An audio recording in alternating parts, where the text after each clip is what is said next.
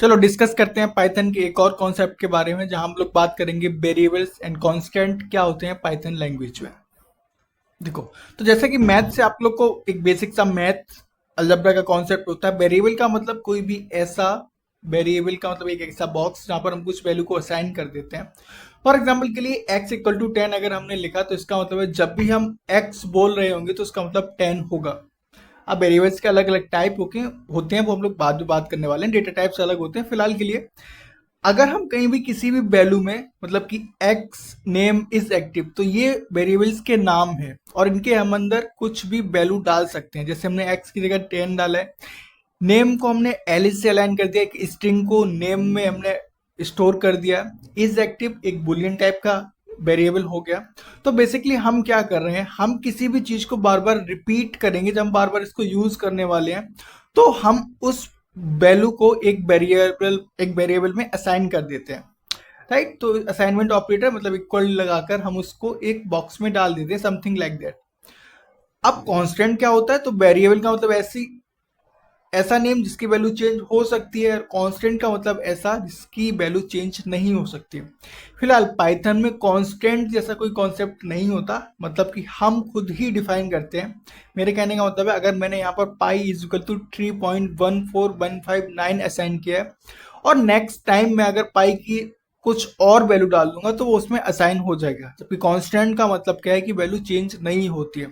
तो इसका मतलब है पाई में हम जो भी हम कांस्टेंट डिफाइन कर रहे हैं, हम उसको कैपिटल लेटर्स के टर्म में डिफाइन करते हैं, और जो भी कैपिटल लेटर्स में हमने डिफाइन किए हैं हम उनको एज ए कांस्टेंट ट्रीट करते हैं और उनकी वैल्यू को चेंज नहीं करते, राइट।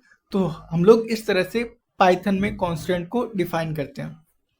कन्वेंशन का मतलब सेम वही, हम अपर केस में इसको डिफाइन करते हैं और हमको ऐसे ट्रीट करते हैं कांस्टेंट कि हमको इसकी वैल्यू फ्यूचर में चेंज नहीं करनी है। अब वेरिएबल का जब भी हम नाम रखते हैं तो नाम रखने में कुछ रूल्स को ध्यान में रखना होता है और ये हमारे लिए इंपॉर्टेंट है। तो वो रूल कौन कौन से हो सकते हैं? सबसे पहला है कि कोई भी जो वेरिएबल है उसका नाम स्टार्ट होना चाहिए एक लेटर से या फिर एक अंडरस्कोर से। मतलब कि स्पेशल करेक्टर जैसे कि हैश होता है, @ होता है, डॉट होता है, और जो स्पेशल करेक्टर है उनसे नाम स्टार्ट नहीं हो सकता। या फिर कोई नंबर है 1230, इनसे भी डॉट डॉट डॉट मतलब इनसे भी वेरिएबल का नाम स्टार्ट नहीं होना चाहिए, अदरवाइज आपको एक एरर मिलने वाली है। नो स्पेशल, सेम वही बात है कि स्पेशल कैरेक्टर से स्टार्ट नहीं हो सकता। अब केस सेंसिटिविटी की बात करते हैं। केस सेंसिटिविटी का मतलब होता है कि ए और कैपिटल ए दोनों अलग अलग हैं, तो इसका मतलब है ये केस सेंसिटिव है। अगर ये दोनों को सेम ट्रीट कर रहे हैं, मतलब ए भी वही है और कैपिटल ए भी वही है, तो ये केस इनसेंसिटिव है। तो जो हमारी HTML लैंग्वेज होती है उसमें हम HTML चाहे ऐसा लिखें, HTML टैग को ऐसा लगाएं या फिर स्मॉल में लिख दें HTML, तो दोनों ये एक ही बात है, एक ही तरह से इसको ट्रीट करती है।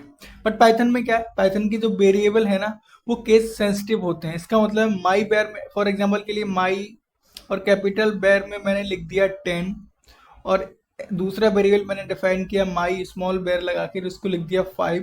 तो ये दोनों अलग अलग है। जब भी मैं माई बेर लिखूंगा तो 10 उसकी वैल्यू मिलेगी, और जब भी माई बेर को हम यूज करेंगे मतलब स्मॉल बी वाले को यूज करेंगे तो हमको 5 मिलने वाली है। तो क्या होता है, ये केस सेंसिटिव होते हैं, मतलब स्मॉल और कैपिटल दोनों अलग अलग ट्रीट करते हैं। अगला नेमिंग रूल जो इंपॉर्टेंट है, कोई भी रिजर्व कीवर्ड। पाइथन में कुछ ऐसे कीवर्ड होते हैं जो रिजर्व होते हैं, जिनका यूज हम वेरिएबल के लिए यूज नहीं कर सकते, जैसे इफ है, एल्स है, व्हाइल है, फॉर लूप है। इसके अलावा कुछ और कीवर्ड्स होते हैं जिनको हम अगले वीडियो में देखने वाले हैं, कौन कौन से कीवर्ड होते हैं जिनको हमें अवॉइड करना चाहिए पाइथन के नेमिंग कन्वेंशन। मतलब जब भी हम वेरिएबल का नाम डिफाइन करें तो हमें इनसे बचना चाहिए। आगे असाइनमेंट की बात करते हैं।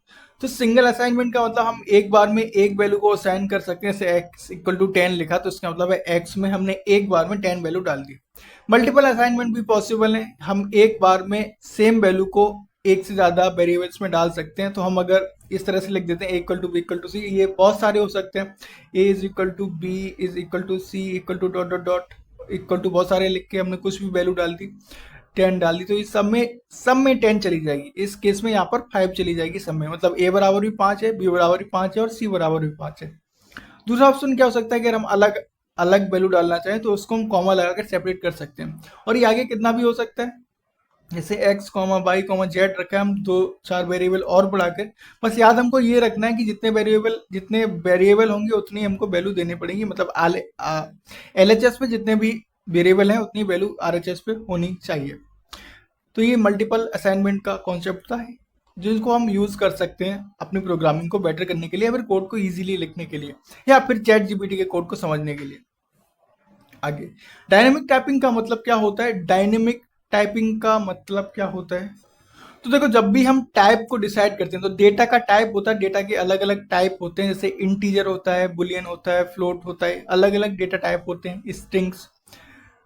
अब नॉर्मली बाकी लैंग्वेजेस में क्या होता है, हम जब भी वेरिएबल को डिफाइन करते हैं तो हमको बताना पड़ता है कि ये वेरिएबल किस टाइप का है। फॉर एग्जांपल के लिए इसी में हमको लिखना पड़ेगा कि इंट x इक्वल टू 10। इसका मतलब जो x है वो एक इंटीजर टाइप का डेटा टाइप है।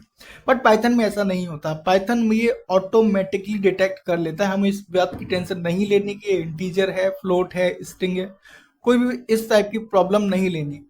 हम सिंपली उसका नाम लिख के, जो भी वेरिएबल डिफाइन कर रहे हैं उसका नाम लिख के और वैल्यू को असाइन कर देते हैं, और ये ऑटोमेटिकली टाइप को डिटेक्ट कर लेता है। राइट, तो टाइप की हमें टेंशन लेने की जरूरत नहीं है। और चेक कैसे करते हैं? चेक करने के लिए हमको लिखना होता है टाइप और उस वेरिएबल का नाम। तो जब हम इसको लिखेंगे ना, तो इस वाली लाइन के लिए हमको क्या देगा, ये इंट रिटर्न कर देगा, और इस वाली लाइन के लिए हमको ये str रिटर्न कर देगा। तो ये इंटीजर और ये स्ट्रिंग है। राइट, अगला, म्यूटेबिलिटी। तो म्यूटेबिलिटी का कॉन्सेप्ट, म्यूटेबिलिटी का मतलब होता है किसी भी चीज की, किसी भी वेरिएबल की वैल्यू हम चेंज कर सकते हैं या फिर नहीं। तो डेटा टाइप दो टाइप के होते हैं म्यूटेबिलिटी के अकॉर्डिंग। नंबर एक म्यूटेबल, नंबर दो इम्यूटेबल। तो इम्यूटेबल का मतलब है ऐसे डेटा टाइप जिनकी वैल्यू को हम चेंज नहीं कर सकते। हम पूरे के पूरे वेरिएबल में असाइनमेंट बदल सकते हैं। फॉर एग्जाम्पल के लिए मैंने x इज इक्वल टू 10 लिखा, अब मुझे अगर ये वैल्यू बदलनी है ना, तो हम क्या कर सकते हैं, x इज इक्वल टू 20 तो कर सकता हूं मैं, लेकिन मैं कहूँ कि ये इसका ये वाला पोजीशन बदल दूं, नहीं, ये पॉसिबल नहीं है। हो सकता है अभी थोड़ा कंफ्यूजिंग लगे। दूसरा ऑप्शन मैं ऐसे बताता हूँ, जैसे ये लिस्ट है हमारे पास, तो लिस्ट एक म्यूटेबल डेटा टाइप होता है। इसका मतलब क्या हुआ? इसका मतलब मैंने अगर ऐसे करके लिस्ट, फॉर एग्जाम्पल के लिए मैंने कहा कि l इज इक्वल टू एक लिस्ट है 1, 2, 3। अब मैं अगर l ऑफ 0 लिखूंगा तो मुझे क्या मिल जाएगा, ये पहला एलिमेंट, मतलब इसकी वैल्यू 1 मिलने वाली है।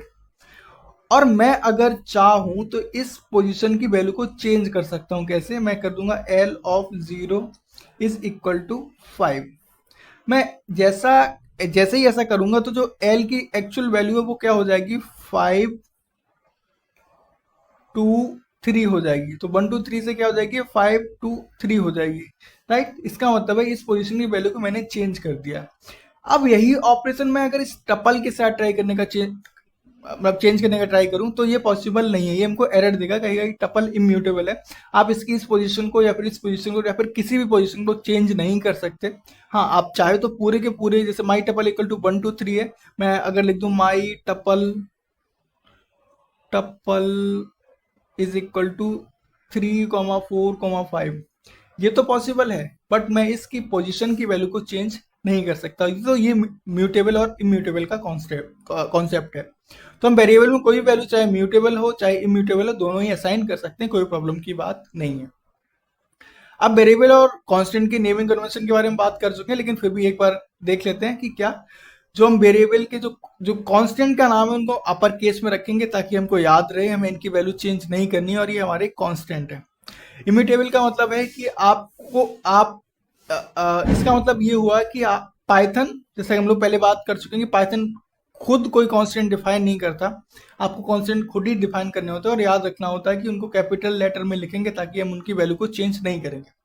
लेकिन कुछ लाइब्रेरीज हैं जो वेरिएबल्स को सपोर्ट करती हैं, कांस्टेंट को सपोर्ट करती हैं। फॉर एग्जांपल के लिए numpy, आप अगर np.py और ब्रैकेट में ऐसा करके लिख देंगे तो ये हमको पाई की वैल्यू दे देगी, और ये हमेशा ही चेंज नहीं होगा, ये हमेशा ही कांस्टेंट रहता है। बट जो पाइथन, जो बेसिक पाइथन है, वो कोई खुद कोई कांस्टेंट को सपोर्ट नहीं करती, उसके लिए आपको एक एडिशनल लाइब्रेरी की जरूरत पड़ती है। राइट, कुछ और कंसीडरेशन जिनको हमको याद रखना पड़ेगा। सबसे पहले, जो भी हम वेरिएबल डिफाइन कर रहे हैं, कोशिश ये करते हैं कि कॉन्टेक्स्ट में वो रीडेबल हो, उनको देख के हम समझ पाए कि यहाँ पर किस चीज़ की बात हो रही है। फॉर एग्जाम्पल के लिए अगर हम किसी आप अपनी क्लास के स्टूडेंट को काउंट कर रहे हैं, तो वहाँ पर आप स्टूडेंट काउंट को इस तरह से 30 करके डिफाइन कर सकते हैं, राइट। आप ऐसे आप में ऐसा लगे आप समझ में ही नहीं आ रहा कि हम किस बारे में बात कर रहे थे, उसमें हो सकता है ऐसी मतलब कुछ और बहुत सारे मतलब हो सकते हैं। तो नॉर्मली हम कोशिश करते हैं कि ऐसे वेरिएबल्स का नाम दिया जाए जो हमारे लिए इजी टू अंडरस्टैंड हो, हम उनको बाद में भी रिकॉइल कर सकें। उसके बाद अवॉइड बुलेटिन नेम्स, जैसे कि हम पहले से बात कर चुके हैं, हम हमेशा ही उसको अवॉइड करते हैं कि कोई भी जो प्री डिफाइंड या फिर जो कीवर्ड, ये जो रिजर्व कीवर्ड पाइथन में है ना, उनके नेम से हम वेरिएबल नहीं बनाते, अदरवाइज आपको एरर मिलने वाली है, राइट। तो ये बेसिक सा स्ट्रक्चर था, जो बेसिक सा वेरिएबल और कांस्टेंट का कॉन्सेप्ट था, जिनको हमको याद रखना है। अगले वीडियो हम लोग पाइथन की रिजर्व कीवर्ड्स के बारे में बात करने वाले हैं।